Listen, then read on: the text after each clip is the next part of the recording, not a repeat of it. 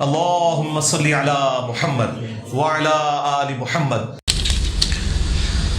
ہاں جی، پہلا سوال ہے، پچھلے دنوں رمضان مبارک میں ایک نجی چینل پر حنفی بریلوی علماء اور حنفی دیوبندی علماء کی جانب سے امت کے سامنے ایک نیا عقیدہ لایا گیا ہے کہ نبی صلی اللہ علیہ وآلہ وسلم کی قبر مبارک اللہ تعالیٰ کے عرش سے بھی افضل ہے، وَلِعَوْذُ بِاللَّهِ تعالیٰ۔ کیا یہ عقیدہ کسی دلیل اور قرآن و سنت کی نص سے ثابت ہے یا پھر خود ساختہ ہے؟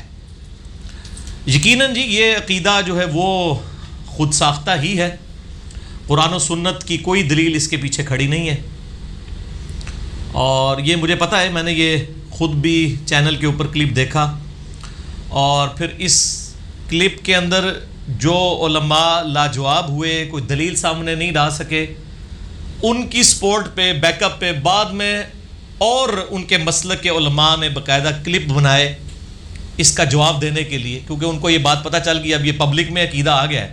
حالانکہ ان کی کتابوں میں لکھا ہوا تھا، اہل علم کو پتہ تھا کہ یہ عقیدہ کتاب و سنت سے ماخوذ نہیں ہے، ان پہ ہمیشہ گرفت کی جاتی تھی، لیکن ان کی پبلک کو نہیں پتہ تھا کہ ان کے بزرگ ان کے ساتھ کیا کام ڈال کے گئے ہیں۔ اسی لیے تو پھر میں کہتا ہوں نہ میں وہابی، نہ میں بابی، نہ میں ہوں مسلم علم و کتابی، نہ ہم وہ سو کالڈ ایک گالی رکھی ہوئی ہے ادبی، کسی کو کوئی بات روٹین سے ہٹ کے سن لے تو کہتے ہیں یہ وہابی ہو گئے۔ اس کے اگینسٹ میں نے پھر یہ ٹرم ڈیوائز کی تھی بابی، بابوں کے ماننے والے، بابوں کا دفاع کرنے والے، اماموں کا نہیں، بابوں کا۔ تو یہ دونوں ایکسٹریم رویے ہیں، نہ میں وہابی نہ میں بابی، میں ہوں مسلم علم و کتابی۔ علم و کتابی اپروچ میں یہ بالکل فاسد نظریہ ہے، اس کے پیچھے کوئی دلیل نہیں کھڑی ہے، اور یہی وجہ ہے کہ ان علماء نے جب ان چیزوں کے جواب دینے ہوتے ہیں نا، آپ اگر ان کو دیکھیں نا تو وہ پوری کوشش کر رہے ہوتے ہیں، پھر بار بار اپنے آڈینس سے پوچھ بھی رہے ہوتے ہیں کہ ہاں جی آپ کو بات سمجھ آئی، وہ سمجھ کہاں سے آنی ہے، وہ بات ہی ایسی عجیب و غریب ہوتی ہے۔ بل ہم تو اس کے اوپر پہلے ہی ریکارڈنگ کروا چکے ہیں، میرا مسئلہ نمبر ہے 54C اور 54D، 2 لیکچرز آلموسٹ ملا کے 3 گھنٹے کی گفتگو ہے۔ قبر رسول صلی اللہ علیہ وآلہ وسلم کی حاضری سے متعلق فرقہ وارانہ نظریات کا تحقیقی جائزہ، جس میں نے 2 ایکسٹریم رویے، پہلے نمبر پر امام احمد ابن تیمیہ المتوفیٰ 728 ہجری، جو اہل حدیث اور سلفیوں کے امام کے طور پہ مانے جاتے ہیں، ان کا جو رویہ ہے اس ایکسٹریم کا رد کیا تھا، اور دوسری ایکسٹریم انہی کے زمانے میں امام ابو الحسن علی السبکی المتوفیٰ 756 ہجری۔ اور آپ حیران ہوں گے، یہ صوفیوں کے امام ہیں، یہ بھی شیخ الاسلام ہے اور وہ بھی شیخ الاسلام ہے۔ وہ جس طرح آج کل بھی کئی ایک شیخ الاسلام بنے ہوئے ہیں، تو اس زمانے میں بھی یہ آپ نہ سمجھے کہ آج ہی کوئی ایک سے زیادہ بن جاتے ہیں۔ امام نے تیمیہ شیخ الاسلام جس زمانے میں ہے، اسی زمانے میں امام سبکی بھی شیخ الاسلام کہلاتے تھے، اور دونوں کے 180 ڈگری نظریات تھے ایک دوسرے کے قبر رسول صلی اللہ علیہ وآلہ وسلم کی حاضری سے متعلق۔ تو میں نے دونوں ایکسٹریم رویوں کا رد کیا تھا۔ میرے بھائیوں، اس میں کوئی شک نہیں ہے کہ قبر رسول صلی اللہ علیہ وآلہ وسلم کی حاضری اس کائنات کی عظیم ترین سعادتوں میں سے اور نیکیوں میں سے ایک نیکی ہے، اس میں کوئی شک نہیں۔ اور جو لوگ مدینہ شریف میں رہتے ہوں ان کے لیے تو یہ ہے کہ روزانہ ہی حاضری دیں، اور یہ میں بات اپنی طرف سے نہیں کر رہا، بلکہ صحیح سند کے ساتھ اہل سنت کی کم از کم 4 کتابوں میں، المصنف ابن ابی شیبہ میں انٹرنیشنل نمبر کے مطابق 11,793 11,793 نمبر اثر ہے۔ یہ اثر جو ہے وہ الموطا امام مالک میں بھی موجود ہے، فضل الصلاۃ علی النبی میں بھی موجود ہے، اور سنن الکبریٰ البیہقی میں بھی موجود ہے صحیح سند کے ساتھ، کہ عبداللہ بن عمر رضی اللہ تعالیٰ عنہ جب کبھی بھی کسی سفر پر جاتے یا سفر سے واپس آتے، پہلے مسجد نبوی میں 2 نفل پڑھتے، اور نفل پڑھنے کے بعد پھر قبر رسول پہ حاضر ہو کر عرض کرتے السلام علیکہ یا رسول اللہ۔ اس کے بعد پھر سیدنا ابو بکر کی قبر پہ آ کے السلام علیکہ یا ابا بکر، اور پھر سیدنا عمر کی قبر پہ آ کے السلام علیکہ یا عمر، یا السلام علیکہ یا ابتا، اے میرے باپ آپ پر سلام ہو۔ یہ ان کی روٹین تھی۔ تو یہ سعادتوں میں سے ایک سعادت ہے جو عبداللہ بن عمر رضی اللہ تعالیٰ عنہ وہ علیہ السلام مسلسل حاصل کیا کرتے تھے، اور آپ رضی اللہ تعالیٰ عنہ کی وجہ سے یہ امت کے اندر اس حوالے سے چیز پہنچی. لیکن میرے بھائیوں، یہی عبداللہ ابن عمر ہیں جن کے بارے میں جامعہ ترمذی میں صحیح سند کے ساتھ ہے کہ جو نبی علیہ السلام سے اتنی محبت رکھتے ہیں، اتنی عقیدت رکھتے ہیں. کیونکہ یہ بات مجھے اس لیے ذہن میں آئی کہ وہ المہند علی المفند جو علماء دیوبند نے کتاب لکھی تھی حسام الحرمین احمد بریلوی صاحب کی کتاب کے مقابلے پہ، تو اس کا دفاع کرتے ہوئے وہ کراچی کے ایک مولانا صاحب کہنے لگے کہ ہم نے تو اپنے عشق رسول کو جسٹیفائی کرنا تھا اس وقت کے صوفی علماء عرب کے آگے، اس لیے ہم نے اس قسم کے عقیدے لکھ دیے ہیں. تو ان سے زیادہ عشق رسول تو جسٹیفائی کرنا چاہیے تھا عبداللہ بن عمر کو رضی اللہ تعالیٰ عنہ، جن کا آپ سب سن چکے کہ سفر پہ جانے سے پہلے اور واپسی پہ مسلسل حاضری دیا کرتے تھے. ان کے بارے میں جامعہ ترمذی میں صحیح سند کے ساتھ موجود ہے کہ ان کے سامنے کسی کو چھینک آئی تو اس نے پڑھا الحمدللہ والسلام علی رسول اللہ، تمام تعریفیں اللہ کے لیے ہیں اور سلام ہو نبی صلی اللہ علیہ وآلہ وسلم کی مبارک ذات پہ. تو انہوں نے کہا میں بھی کہتا ہوں الحمدللہ والسلام علی رسول اللہ، لیکن چھینک کے اوپر ہمیں نبی صلی اللہ علیہ وآلہ وسلم نے یہ تعلیم نہیں فرمایا، تم صرف کہو الحمدللہ. تم نے والسلام علی رسول اللہ ساتھ کیوں پڑھا؟ اب وہ آج کا مسلمان ہوتا تو کہتا جی تسی نبی دے گستاخ ہو، تسی درود شریف نو نہیں مندے، ہم نے کوئی گناہ کا کام کر لیا اگر اذان کے ساتھ ایڈ کر لیا. لیکن اس زمانے میں یہ کیڑے لوگوں کے دماغ میں نہیں تھے، ورنہ تو وہ کہتے ہیں کہ عبداللہ بن عمر آپ درود شریف کے ہی منکر ہیں. ان کو پتا تھا کہ جتنا نبی علیہ السلام نے تعلیم فرمایا ہے اس کے اندر غلو کرنا یہ بدعت کے اوپر مبنی ہے. وَكُلَّ بِدْعَةٍ ضَلَالَةٍ وَكُلَّ ضَلَالَةٍ فِي النَّارِ، سنن نسائی میں حدیث ہے صحیح سند کے ساتھ. ہر بدعت گمراہی ہے اور گمراہی دوزخ میں لے کے جانے والی ہے. یہ چھوٹا معاملہ نہیں ہے. عشق کا نام دے کے تو گمراہیاں پھر پھیلا دیتے ہیں. تو وہ کراچی کے مولانا صاحب کو میں سن رہا تھا، مجھے بڑا افسوس ہوا کہ یہ لوگ علم کے نام کے اوپر بے زبان انسانوں کو سامنے بٹھا کے، بے زبان بھی کہنا چاہیے اور یہ کہنا چاہیے جن کی عقل بھی معاف کی ہوئی ہے ان لوگوں نے، ان کو سامنے بٹھا کے کیسی باتیں بتا رہے ہوتے ہیں اور پھر بار بار میں کہہ رہے ہیں لگتا ہے نہیں سمجھ آئی. وہ سمجھ کہاں سے آنی؟ وہ سمجھانے والے کو بھی نہیں پتا کہ میں کیا سمجھا رہا ہوں. تو ظاہر سمجھ کہاں آنی کسی کو جب آپ بغیر دلیل کے جس کو پنجابی میں کہنا چھڑولنا چھوڑ رہے ہو گپ چپ، تو وہ کہاں سے سمجھ آنی ہے؟ تو یہ عبداللہ بن عمر رضی اللہ تعالیٰ عنہ نے امت کو ایک عقیدہ دیا. اور یہ لوگ جب بات کر رہے ہوتے ہیں تو ایسے بات کرتے ہیں نہیں جی نہیں یہ فروعی مسئلہ ہے، اگر آپ یہ عقیدہ رکھ لیں کہ قبر رسول اللہ کے عرش سے افضل ہے تو ٹھیک ہے، میرا تو یہی عقیدہ ہے، آپ نہیں رکھنا چاہتے تو ٹھیک ہے، آپ کی مرضی. میرے بھائی یہ دین جو ہے وہ نعوذ باللہ آپ کے گھر کی لونڈی ہے کہ آپ جس طریقے سے اس کو مرضی مولڈ کر لیں. یہ فروع کا مسئلہ ہی نہیں ہے. یہ آپ سمجھ لیں دو ٹرمز کو، ایک ہے اصول الدین اور ایک ہے فروع الدین. یہ دو بھائی نہیں ہیں. اصول الدین، اصول کہتے ہیں جو دین کی اصل ہو، وہ ہیں مسلمانوں کے بنیادی عقائد. عقیدہ ہمیشہ اصول الدین میں سے ہوتا ہے، یہ فروع نہیں ہوتا. فروع کہتے ہیں جو باہر والا حصہ ظاہری نظر آ رہا ہو. جیسے ایک درخت ہے نا، اس کے جو اوپر والا حصہ ہے وہ فروع ہے، اس کا تنا اور جڑ، وہ سارے پتوں کا تنا ایک ہی ہے مین، اور جڑ بھی ایک ہی ہے.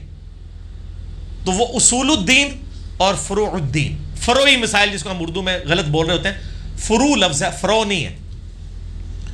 تو اصول ہو یا فروع ہو، دونوں میں صحابہ کرام بڑی احتیاط کرتے تھے. یہ اب فروع کا مسئلہ تھا، یہ فروعی مسئلہ تھا نا کہ چھینک کے ساتھ، یہ کوئی عقیدے کا مسئلہ تو نہیں تھا، عمل کا مسئلہ تھا.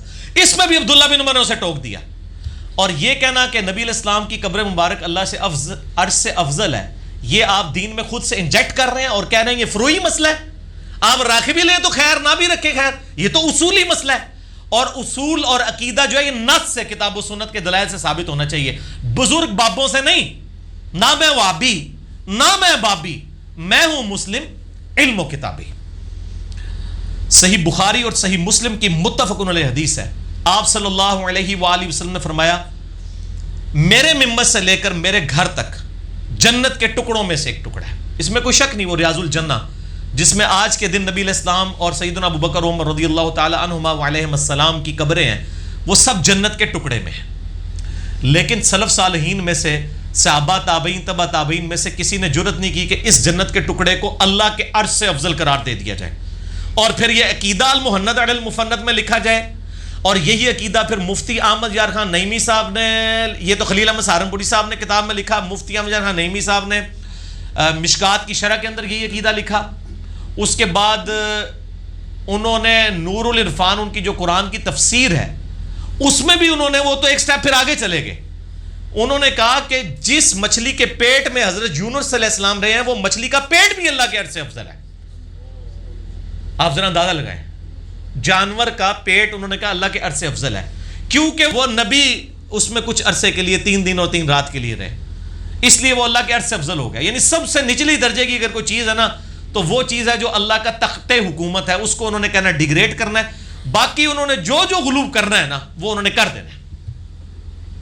اور میں نے تو بہت پہلے ایک لیکچر ریکارڈ کرایا تھا, مسئلہ نمبر 71B, انڈیا اور پاکستان کے بزرگوں کی 19 گستاخانہ عبارات کا تحقیقی جائزہ. اس میں نے المہند علی المفند کی اس عبارت کا اور مفتی احمد خان نعیمی صاحب کی عبارت کا علمی محاسبہ کیا تھا, اور اس پہ ایک ریسرچ پیپر بھی ہماری ویب سائٹ پہ رکھا ہے, اندھا دھند پیروی کا انجام. ریسرچ پیپر نمبر 2 کے عنوان سے ہے, 2A. یہ ذرا دکھا دیجئے ان کو کیمرے میں جی. بعد میں آپ اس کا پروفیشنل PDF ڈاؤن لوڈ کر سکتے ہیں, ڈاک بھی منگوا سکتے ہیں, اور آپ کو PDF اس کا ویب سائٹ سے مل بھی جائے گا. ہارڈ کاپی جتنے لوگ یہاں پہ موجود ہیں ان کو لیکچر کے اینڈ پہ جو یہ پورا سیٹ دیتے ہیں ہم پمفلٹ کا, اس میں یہ موجود ہے, اندھا دھند پیروی کا انجام. اس کے اندر میں نے اس عقیدے کو بھی, جہاں میں نے اور نظریات ڈسکس کیے ہیں, 19 عبارتیں میں نے ان کا تحقیقی جائزہ لیا ہے. اس میں سے ایک یہ والی المہند کی عبارت بھی تھی اور وہ بھی. اور اس کے اندر یہ آپ کو سیریل نمبر جو ہے وہ 14, سیریل نمبر 15 اور 16 کے اوپر یہ چیزیں مل جائیں گی. ٹھیک ہے جی. تو یہ برزخی حیات سے متعلق, اور اس سے پہلے اللہ تعالیٰ کے بارے میں جو انہوں نے نظریات لکھے ہیں وہ بھی سارے اس کے اندر میں نے, ہاں یہ والا جو تھا نظریہ عرش سے افضل ہے نعوذ باللہ, یہ سیریل نمبر 3 اور 4 کے اوپر ہے. ٹھیک ہے جی. اور آپ اندازہ کریں کہ یہ شرح مشکات میں وہ جہاں پہ دعا آئی ہے نا, لا الہ الا انت سبحانک انی کنت من الظالمین, اس کی شرح کی ہے انہوں نے. یہ اس دعا کی شرح ہو رہی ہے کہ علماء فرماتے ہیں کہ اس مچھلی کا پیٹ اللہ کے عرش اعظم سے افضل ہے کہ ایک پیغمبر کا کچھ دن تجلی کا رہا. جب مچھلی کا پیٹ عرش اعظم سے افضل ہے تو حضرت آمنہ خاتون کا وہ شکم پاک جس میں نبی علیہ السلام 9 مہینے تک رہے, وہ تو عرش اعظم سے کہیں افضل ہوگا. پھر ساری در تک نہ آپ رہے, آپ کہیں غار ہرا بھی افضل ہے اللہ کے عرش سے, غار ثور بھی افضل ہے. آپ بناتے جائیں ایکویشن, کیونکہ جب آپ نے جھوٹ بولنا ہے, آپ نے بدعقیدگی پہ مبنی عقائد امت کو دینے ہیں, تو پھر بناتے جائیں. آپ کی منہ کو کون روک سکتا ہے؟ یہ تو قیامت والے دن ہی پھر ایسے لوگوں کے ساتھ جب معاملات ہوں گے پھر ان کو پتہ چلے گا کہ امت کے ساتھ کیا کر کے گئے ہیں. اور جب ہم ان لوگوں کی چیزوں کو ہائی لائٹ کرتے ہیں تو یہ کہتے ہیں جی وہ بزرگ فوت ہو چکے ہیں. بھائی بزرگ تو فوت ہو گئے ہیں, لیکن جو پیچھے بزرگی چھوڑ کے چلے گئے ہیں نا, وہ اپنے جو معاملات, جس طرح غلام احمد قادیانی, وہ بھی تو فوت ہو چکا ہوا ہے نا.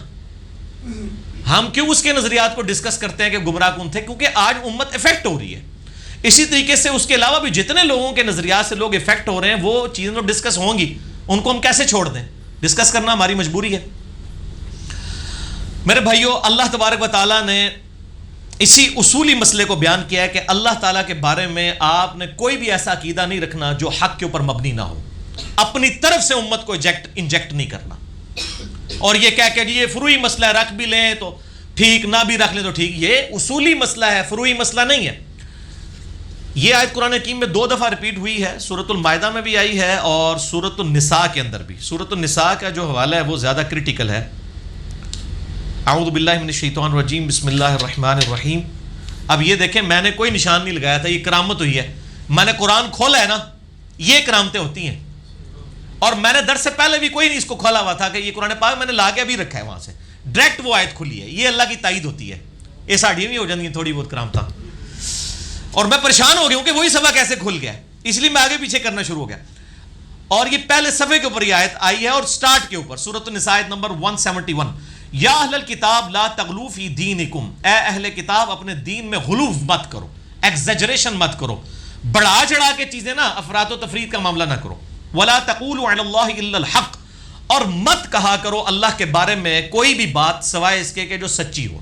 اپنی طرف سے نہیں یہ بات بنا دو کہ وہ جی مچھلی کا پیٹ اللہ کے عرش سے افضل ہے, سیدہ آمنہ کا پیٹ مبارک جو ہے وہ اللہ کے عرش سے افضل ہے, نبی علیہ السلام کی قبر مبارک کا وہ حصہ جو آپ کے جسم مبارک سے لگا ہوا ہے وہ اللہ کے عرش سے افضل ہے. یار یہ بیٹھ کے ان کو کہاں پہ شیطان پٹیاں پڑھاتا رہتا ہے کہ یہ چیزیں دماغ میں کون ڈالتا ہے؟ ہم تو حیران ہے کہ یہ کہاں بیٹھ کے یہ چیزیں بناتے رہتے ہیں، کس طرح کی جرت کرتے ہیں۔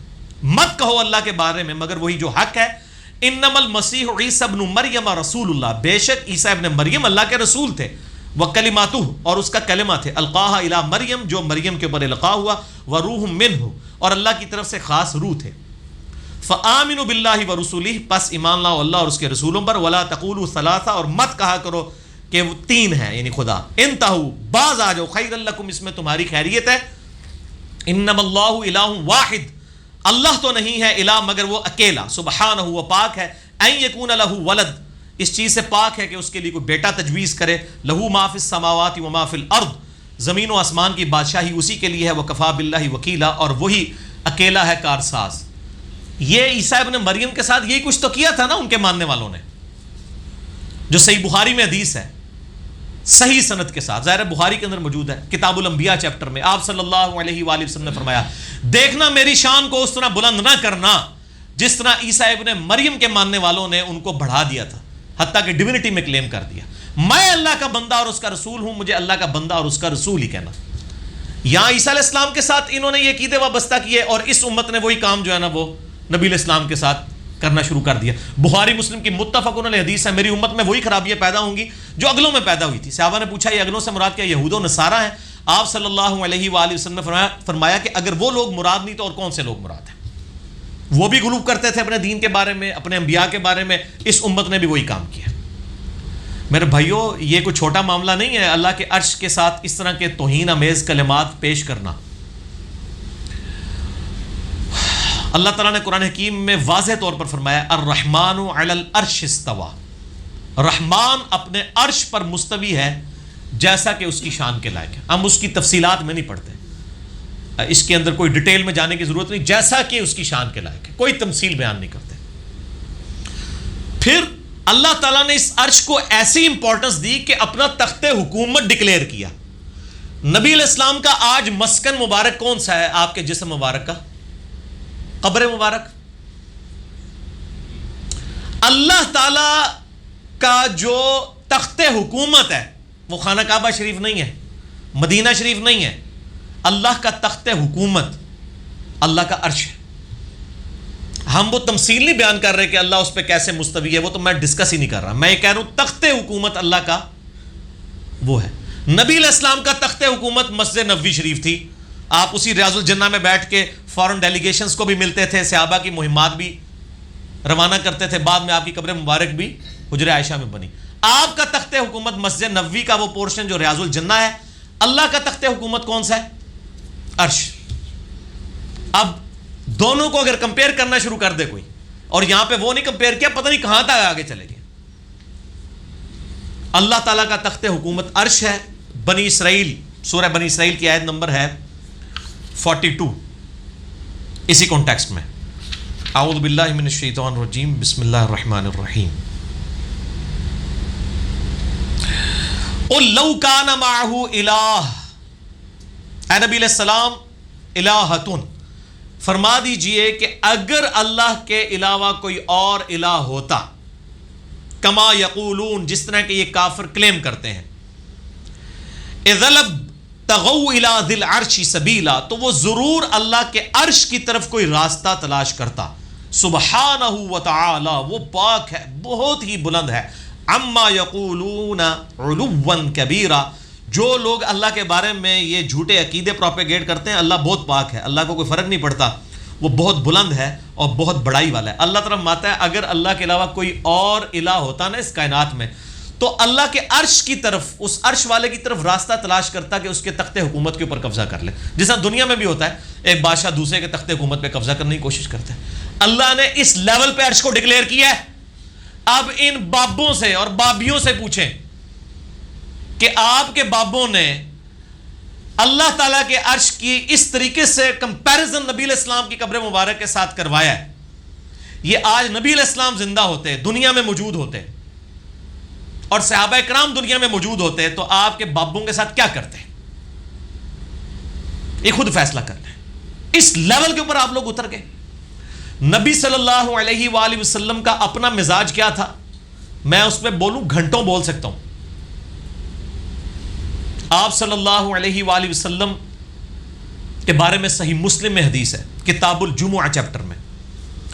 ایک شخص نے نبی علیہ السلام کے سامنے خطبہ دیتے ہوئے کہا, من یطع اللہ ورسولہ فقد رشد, جو کوئی اللہ اور اس کے رسول کی اطاعت کرے وہ کامیاب ہو گیا. ومن یعصہما, اور جس نے ان دونوں کی نافرمانی کی, فقد غوا, وہ بہک گیا. اس جملے میں لٹریچر کے اعتبار سے کوئی خرابی نہیں ہے. جو اللہ اور اس کے رسول کی اطاعت کرے وہ کامیاب ہو گیا, جو ان دونوں کی نافرمانی کرے وہ گمراہ ہو گیا. اس میں کوئی لٹریچر کی خرابی ہے, آؤٹ آف کانٹیکسٹ بھی نہیں. لیکن نبی علیہ السلام نے جب یہ سنا, آپ فرمایا بئس الخطیب انت, کتنا برا خطیب ہے تو نے یہ کیوں کہا کہ ان دونوں کی اطاعت؟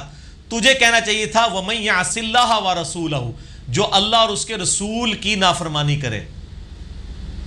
وہ آگے سے کہہ سکتا تھا یا رسول اللہ, میں نے یہ بات پہلے کر لی ہے نا کہ جو اللہ اور اس کے رسول کی اطاعت کرے وہ کامیاب ہوا, میں نے اللہ رسول کو پہلے ہی الگ کر لیا ہے, اب دوسری دفعہ تو لٹریچر میں کرنے کی ضرورت ہی نہیں ہے, جو ان دونوں کی نافرمانی کرے. لیکن نبی علیہ السلام کو اس نے یہ جواب نہیں دیا, اس لیے کہ اس کو پتا تھا کہ یہ امام الموحدین ہے اور یہ کتنا کرٹیکل ایشو ہے.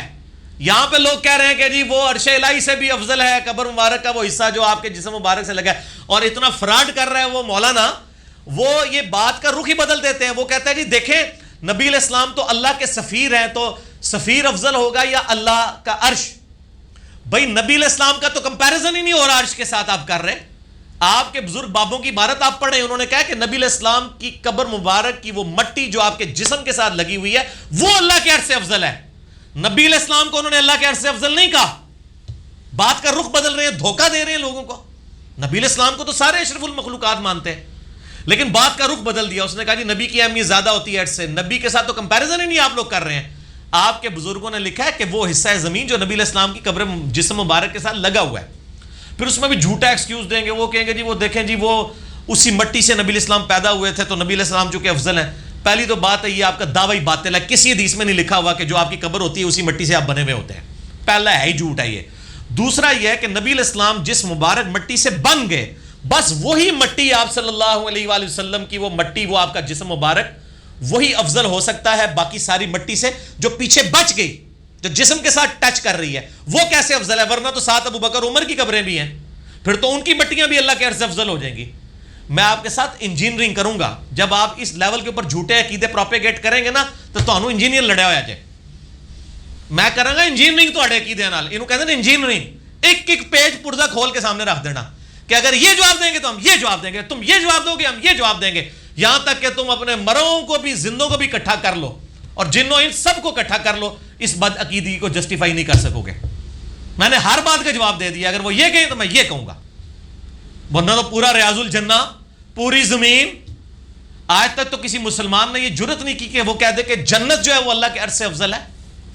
اور وہ ریاض الجنہ جو زمین کا ٹکڑا ہے اور جنت کا ٹکڑا ہونے کی وجہ سے زمین کے ساتھ ہے, لیکن ہے تو اسی جنت کا ٹکڑا ہے, تو اس جنت کے بارے میں کبھی کسی نے کلیم کیا ہے؟ پھر روند مارتا ہے نہیں ہم نبی علیہ السلام کی بات کریں. نہیں نہیں نہیں, جھوٹ نہ بولیں میرے بھائی, لوگ پڑھے لکھے ہیں, المہند بازار سے جا کے خرید لیں گے, نہیں تو ہمارا پمفلٹ ڈاؤن لوڈ کر کے لوگ پڑھ لیں گے جو آپ نے جھوٹ بولے ہوئے ہیں. نبی علیہ السلام نے اس کو ڈانٹا اور کہا کتنا برا خطیب ہے تو. مسلم شریف میں تو یہیں تک حدیث ہے, ابو داؤد میں آگے الفاظ ہے قم, اٹھ, اذهب, دفع ہو جائے یہاں سے. یہ نبی علیہ السلام وَإِنَّكَ لَعَلَىٰ خُلُقٍ عَظِيمٍ, جو اخلاق کے بلند ترین درجے پر فائز ہیں, جب انہوں نے نبی علیہ السلام نے اللہ کی شان میں گستاخانہ کلمات سنے جو ہماری ڈاکٹرائن میں گستاخانہ نہیں تھے, لیکن نبی علیہ السلام اتنے سینسٹیو ہیں توحید کے معاملے میں, آپ فرمایا اٹھ, دفع ہو جائے ادھر سے, اپنی شکل دور کر دے. یہ بات انہیں نکالی کیوں منہ سے؟ اندازہ کریں آپ. اسی طریقے سے مسند احمد میں صحیح سند کے ساتھ حدیث ہے, الادب المفرد میں بھی موجود ہے. اس شخص نے نبی علیہ السلام کو کہا ما شاء اللہ و شئت, اللہ کے رسول جو اللہ چاہے اور جو آپ چاہیں. اب اس کی بھی تعویل ہو سکتی تھی. نبی علیہ السلام فرمایا اجعلتنی للہ ندا, کیا تو نے مجھے اللہ کے مقابلے پہ کھڑا کر دیا؟ قل بل ما شاء اللہ وحدہ, بلکہ کہ اکیلا جو اللہ چاہے. اس نے نہیں آگے سے کہا نہیں میں تو آپ کو اللہ کا بندہ ہی مانتا ہوں، میں غیر مستقل بذات مانتا ہوں، میں عطائی مانتا ہوں، ذاتی نہیں مانتا. یہ ساری قصے کہانیاں جو تہاڈے بابے نے تانوں سکھائیاں نے صحابہ دے دماغ وچ بھی نہیں سن، کیونکہ صحابی تھے وہ، بابی نہیں تھے. وہ صحابی تھے، بابی نہیں تھے. تے اسی بھی جناب نہ میں وہابی نہ میں بابی، میں ہوں مسلم علم و کتابی. اتنے بڑے بڑے یہ لوگ دعوے کر دیتے ہیں اور نبی علیہ السلام کے مزاج سے یہ واقف نہیں ہے کہ آپ علیہ السلام کے مزاج میں یہ بات بیٹھتی ہے جو تم لوگوں کے بابوں نے یہ المحند میں عقیدے لکھ کے دیے لوگوں کو، اور پھر کہتے ہو رکھ لے تو ٹھیک، نہ رکھے تو ٹھیک. اللہ دے بندے ہو، یہ اصول کا مسئلہ ہے، فرو کا مسئلہ نہیں. میں نے تو فرو میں بھی ثابت کر دیا کہ صحابہ کرام کتنے سٹرکٹ تھے، اور یہ اصولی عقیدے کا مسئلہ ہے، یہ آپ کس طریقے سے پروپیگیٹ کر سکتے ہیں. تو میرا خیال ہے انسان کو اپنی آخرت کی فکر کرنی چاہیے. میں اکثر یہ کہتا ہوں کہ کسی شخص کا اگر منہ سرخ ہے نا تو آپ اپنا چپیڑے مار کے اپنے منہ کے اوپر تھپڑ مار کے اپنا منہ نہ سرخ کر لیں. آپ کے اگر بزرگ بابے کچھ کر کے دنیا سے چلے گئے نا میرے بھائی، ان کے ساتھ تو جو معاملہ ہو رہا ہے. آپ کو کم از کم مرنے سے پہلے پتہ چل گیا نا کہ ہمارے بابے ہمارے ساتھ ہاتھ نہیں، پوری باں کر کے گئے نے، ہاتھ نہیں کر کے گئے، ٹھیک ہے نا جی، لت باں کر کے گئے نے. تو اللہ دے بندے اپنی آخرت بچا لو، ٹھیک ہے نا. کون اس طریقے سے آپ کو سمجھائے گا؟ اور یہ بہت سینسٹیو ایشو ہے، کیونکہ وجہ یہ ہے کہ ان لوگوں نے توحید کو سٹیک کے اوپر لگا دیا. پھر کہتے ہیں توحید کا مسئلہ نہیں، خام کا بات، یہ توحید کا مسئلہ نہیں تو اور کون سا مسئلہ ہے؟ یہ رفع الیدین کا مسئلہ ہے. یہ چھوٹے چھوٹے مسئلے اٹھاتے ہیں، یہ رفع الیدین کا مسئلہ ہے، یہ آمین بالجار کا مسئلہ ہے. یہ اصولی مسئلہ ہے، فروعی نہیں ہے. بس بزرگ بابے بنا کے چلے گئے ہیں، اب یہ پیچھے بھگتے رہیں اور اس طریقے سے کرتے رہیں. اور میں آپ کو اس میں ایک اور بات بھی بتاؤں کہ نبی علیہ السلام کتنی احتیاط فرمانے والے تھے. جامعہ ترمذی، سنن ابی داؤد، سنن ابن ماجہ میں اور سنن الکبریٰ البیہقی میں صحیح سند کے ساتھ حدیث ہے، ایک صحابی نے آ کے نبی علیہ السلام کو سجدہ کیا. آپ فرمایا سر اٹھائیے، کیا کر رہا ہے؟ کہ رسول اللہ صلی اللہ علیہ وسلم میں کوفے کے پاس ہیرا نامی گاؤں ہے وہاں گیا تھا، وہاں میں نے دیکھا لوگ اپنے سردار کو سجدہ کرتے ہیں، تو آپ تو اللہ کے رسول ہیں، تو میں نے کہا آپ پہ کیوں نہ سجدہ آپ کو کیا جائے. یہ وہ اجتہاد اور قیاس جو لیے پھرتے ہیں، اور صحابی کا اجتہاد اور قیاس بھی ہونا اصول دین کے اوپر وہ بھی مردود ہے. نبی علیہ السلام فرمایا سر اٹھائیے، کیا کر رہا ہے؟ جب میں فوت ہو جاؤں گا میری قبر سے گزرے گا، کیا میری قبر پہ بھی سجدہ کرے گا؟ کہا یا رسول اللہ نہیں. تو آپ نے فرمایا اگر میں سجدہ جائز سمجھتا تو بیویوں کو کہتا کہ اپنے خامدوں کو سجدہ کریں، اس حق کے سبب جو اللہ نے ان کو دیا ہے.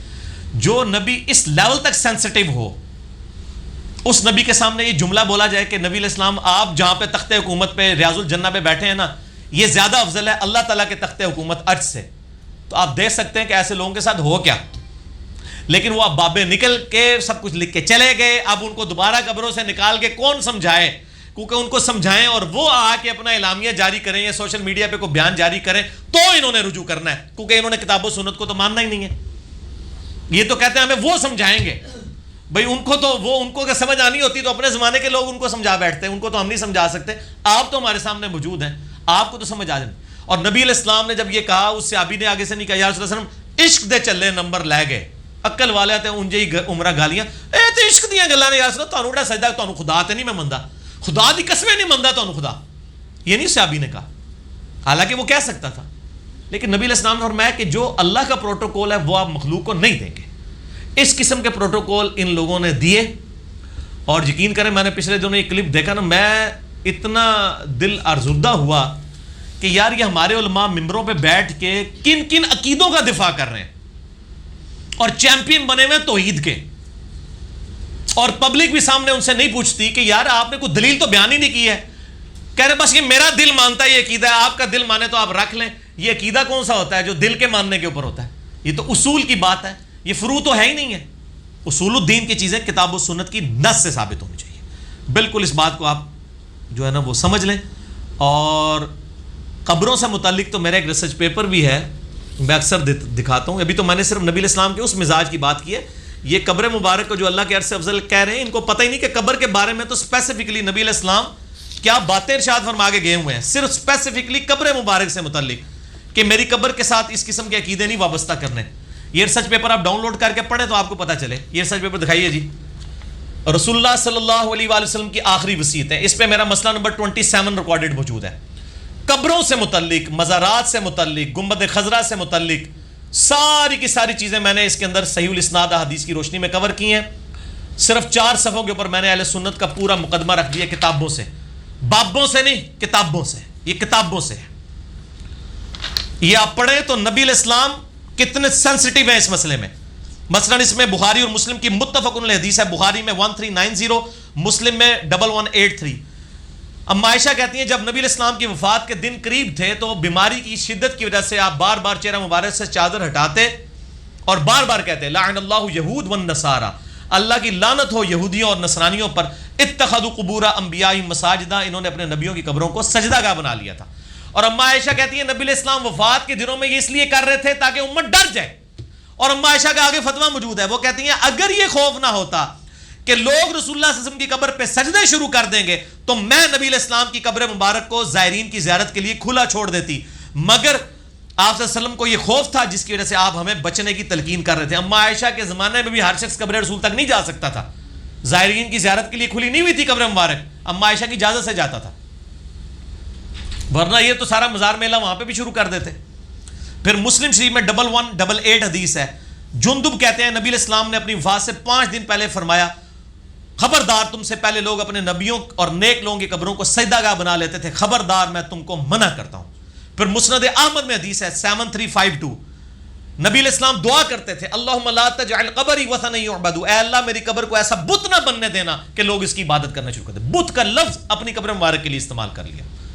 ظاہر ہے جس چیز کی بھی پوجا ہو اس بندے کا تو اپنا قصور نہیں ہے, لیکن ظاہر ہے کہ حضرت عیسیٰ علیہ السلام کا تو قصور نہیں ہے, لیکن عیسیٰ علیہ السلام کو جب کوئی ان کی پرستش شروع کر دے گا تو ظاہر ہے وہ من دون اللہ میں آ جائیں گے. ویسے تو حزب اللہ ہے, من دون اللہ کے اوپر بھی میرا کلپ ریکارڈڈ ہے. اچھا, اسی طریقے سے سنن ابی داؤد میں صحیح سند کے ساتھ ایک حدیث موجود ہے, اس میں بھی میں نے ڈالی ہوئی ہے 2042, آپ صلی اللہ علیہ وآلہ وسلم نے فرمایا کہ میری قبر کو میلہ گانا بنا لینا, تم دنیا کے کسی بھی حصے میں درود پڑھو گے مجھ تک پہنچ جائے گا. میری قبر میں میلہ نہ لگانا درود پڑھنے کے بہانے بھی, تم کہیں بھی درود پڑھو گے میرے تک پہنچا دیا جائے گا. ٹھیک ہے, اس طرح کی کئی اور حدیث ہیں. ایک اور حدیث ہے بخاری میں 1341, مسلم میں 1180, سیدہ عائشہ کہتی ہیں کہ ام سلمہ اور ام حبیبہ نبی علیہ السلام کی وفات کے دنوں میں ان کے پاس بیٹھی ہوئی تھیں اور انہوں نے کہا جب ہم حبشہ گئے تھے ہم نے ماریہ نام کا ایک گرجا دیکھا تھا, نبی علیہ السلام کی وفات کے دن بالکل قریب تھے, بیماری کی حالت میں آپ اپنا فوراً اٹینٹیو ہوئے اور آپ فرمایا یہی تو ان کی خرابی تھی, جب ان کا کوئی نیک بندہ یا نبی فوت ہو جاتا تھا اس کی قبر کے اوپر مسجد بنا لیتے تھے, وہاں پہ اس کی تصویریں لٹکا دیتے تھے. قیامت والے دن یہ بدترین مخلوق بن کے اٹھائے جائیں گے. جس نبی علیہ السلام کا یہ مزاج ہو اس نبی کے بارے میں یہ عقیدہ دینا کہ ان کے قبر مبارک کا وہ حصہ جو ان کے جسم کے ساتھ لگا ہے وہ اللہ کے عرش سے افضل ہے, میرا خیال ہے کہ ایسے لوگوں کو فوراً سے پہلے توبہ کرنی چاہیے. باقی بزرگوں کا معاملہ اللہ کے سپرد, وہ دنیا سے جا چکے, وہ اپنے اعمال کا حساب کتاب خود دیں گے. میرے بھائی آپ اپنے آپ کو محفوظ کریں. اگر بابوں کو بجاتے ہوئے آپ نے کتابوں کو چھوڑ دیا تو قیامت دن یہ کتابیں ہی آپ کے کام آنی ہیں جو صحیح سند کے ساتھ ہم تک یہ دین پہنچا ہے. بابوں نے کام نہیں آنا. تو نبی صلی اللہ علیہ وآلہ وسلم کے ساتھ محبت کا ثبوت دیتے ہوئے جو آپ صلی اللہ علیہ وآلہ وسلم نے عقیدے پروپیگیٹ کیے ہیں انہی کو آپ اپنائیں. میرا خیال ہے میں اتنی ہی گفتگو کر سکتا تھا, اور بھی کافی ساری باتیں ہیں لیکن میں چاہ رہا تھا کہ باقی سوالات سے زیادہ اس کو امپورٹنس دی جائے کیونکہ یہ امت میں عقیدہ آیا تھا. یہ بالکل باطل عقیدہ ہے نبی علیہ السلام کی قبر مبارک کے بارے میں کہ ان کے جسم کا وہ مٹی کا حصہ جو جسم مبارک سے ٹچ ہے, اور پھر یہ جھوٹ بولتے ہیں, کہتے ہیں جی ہم نبی علیہ السلام کو اللہ کے عرش سے افضل کہہ رہے ہیں. بالکل جھوٹ بولتے ہیں. آپ کے بزرگوں نے یہ نہیں لکھا, ہمیں اردو آتی ہے, اردو کا ترجمہ بھی کر کے یہ المحند المفند لوگوں کے ہاتھ میں آ چکی ہے. ابھی پچھلے دنوں میں ایک دیوبندی بہت بڑے عالم کے پاس گیا, میں پہلے بھی جاتا ہوتا ہوں سارے علماء کے پاس, تو کافی بزرگ تھے, 80+ ان کی ایج ہوگی. میں نے ان کو کہا یہ المحند علی المفند میں جو یہ عقیدہ لکھا ہوا ہے خلیل احمد سہارنپوری صاحب نے کہ نبی علیہ السلام کی قبر مبارک جو ہے وہ اللہ کے عرش سے افضل ہے, تو یہ عقیدہ آپ مجھے سمجھا سکتے ہیں؟ مجھے تو سمجھ نہیں آیا, میں تو جس کے پاس گیا ہوں اس کے پاس دلیل نہیں, جذبات ہی ہیں. کہتے ہیں یہ مسئلہ تھوڑا حل بھی کو نہیں ہونا کیونکہ دلیل ہے ہی کوئی نہیں تھی. تو میں نے کہا جب دلیل نہیں تو کیوں رکھا ہے؟ کہتے ہیں جی اس لیے رکھا ہوا ہے کہ اس کے خلاف بھی کوئی دلیل نہیں ہے. خلاف حضرت آپ کے بزرگوں نے نہیں بتائی تھی, ہم نے انجینئرنگ کر کے سینکڑوں دلائل اس کے خلاف رکھ دی ہیں, قرآن پاک سے بھی احادیث سے بھی. اب بھی آپ کہیں گے خلاف دلیل کوئی نہیں ہے, یعنی آپ ایک عقیدہ خود بناتے ہیں پھر کہتے ہیں جی اس کے خلاف لے کے آئیں. ہم نے خلاف بھی ثابت کر دیا, ٹھیک ہے نا جی. تو یہ ان کے پاس دلائل کی اور پھر کہتے ہیں فروئی مسئلہ ہے، رکھ لیں تب بھی، آپ نہ رکھیں تو آپ پہ کوئی فتویٰ نہیں لگاتے، آپ رفع الیدین کر لیں ٹھیک ہے، ہم نہیں کرتے، آپ ہم پہ نہ فتویٰ لگائیں، ٹھیک ہے نا. یہ کہتے ہیں اصل میں یہ کہنا چاہتے ہیں سانو نہ چھیڑو، ساڑھے پلے کوئی شے نہیں سی تو نہیں چھیڑتے، تو سانو نہ چھیڑو. وہ یہ کہنا چاہ رہے ہوتے ہیں، دلائل تو ہوتے نہیں ہیں. تو نبی علیہ السلام کے اوپر جھوٹ باندھا انہوں نے، علماء دیوبند نے بھی اور بریلوی علماء نے بھی. اللہ تعالیٰ قیامت والے دن ان کے ساتھ جو معاملہ کرے گا وہ تو کرے گا. دنیا میں جن لوگوں کو یہ پتہ چل گیا ہے وہ اپنے بابوں کے پیچھے کتابوں کو نہ چھوڑیں. اور میں یہ بھی نہیں کہتا میری بات مانیں، ہم کہتے ہیں ہم جو دلائل رکھ رہے ہیں انگریزوں کے زمانے کی لکھی ہوئی کتابوں سے نہیں رکھ رہے. یہ بخاری مسلم میرے بھائی اہل سنت کی مین سٹریم کی کتابیں ہیں. اس لیے تو ہم کہتے ہیں نہ میں وہابی نہ میں بابی، میں ہوں مسلم علم و کتابی. ٹھیک ہو گیا جی. دوسرا سوال ہے کیا نبی صلی اللہ علیہ وآلہ وسلم نے کبھی کسی صحابی کی اقتداء میں نماز پڑھی تھی؟ سنا ہے کہ سیدنا ابوبکر کے پیچھے پڑھنے لگے مگر انہوں نے مصلی ہی چھوڑ دیا.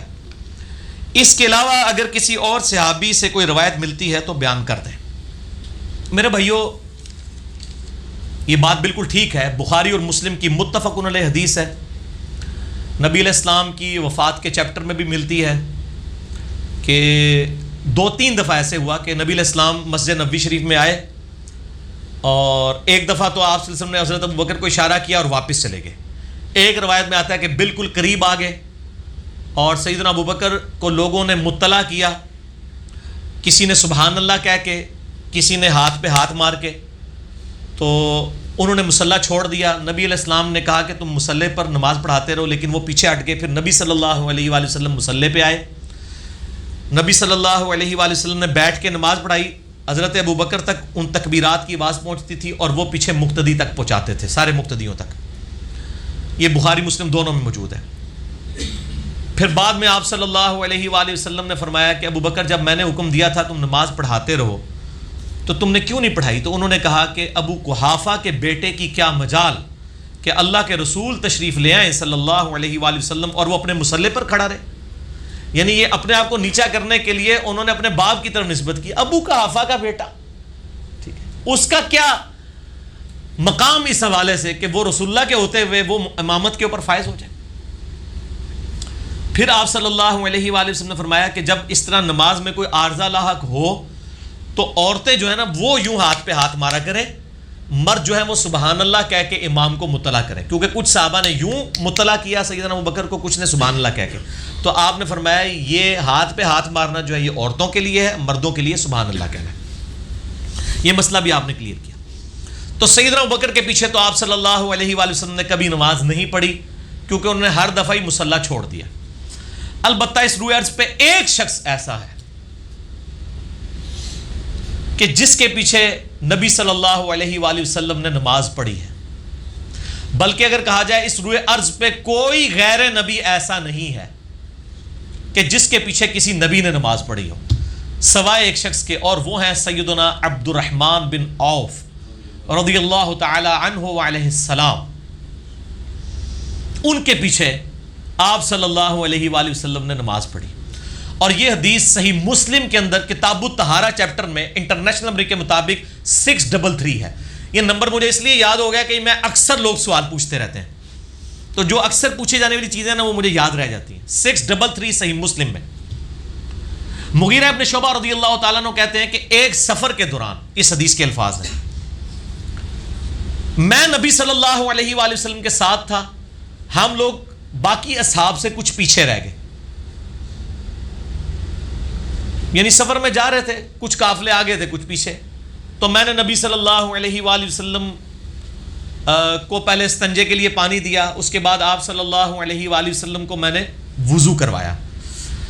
کہتے وضو کرتے وقت آپ صلی اللہ علیہ وسلم نے جب چہرہ مبارک دھویا اس کے بعد ہاتھ دھونے لگے تو آپ کی یہ کرتے کی جو آستین تھی نا یہ اتنی تنگ تھی کہ یہ کونیوں سے اوپر نہیں جا رہی تھی. تو آپ صلی اللہ علیہ وسلم نے اپنا کرتا مبارک اس کی آستینیں یوں نکال کے نا کرتا مبارک اوپر رکھا اور گریبان سے ہاتھ باہر نکال کے پورے دھوئے. یہ ہمارے لیے بھی یعنی ایک عبرت کا معاملہ ہے. بعض لوگوں کی خصوصاً عورتوں کی بعض اوقات نہیں اوپر ہو رہے ہوتے کف تو وہ ادھر تک ہی ایسے کر لیتی ہیں. یہ پورا اوپر ہونا چاہیے تب یہ وضو ہوگا، کونیوں سمیت دھونا ہوتا ہے. تو نبی علیہ السلام نے اپنا کرتا ہی اتار لیا، اتار کے گریبان سے ہاتھ نکال کے تو وضو مکمل کیا، اور پگڑی آپ نے پہنی تھی تو آپ نے پگڑی نہیں اتاری بلکہ پگڑی کے اوپر ہی سر کا مسح کر لیا۔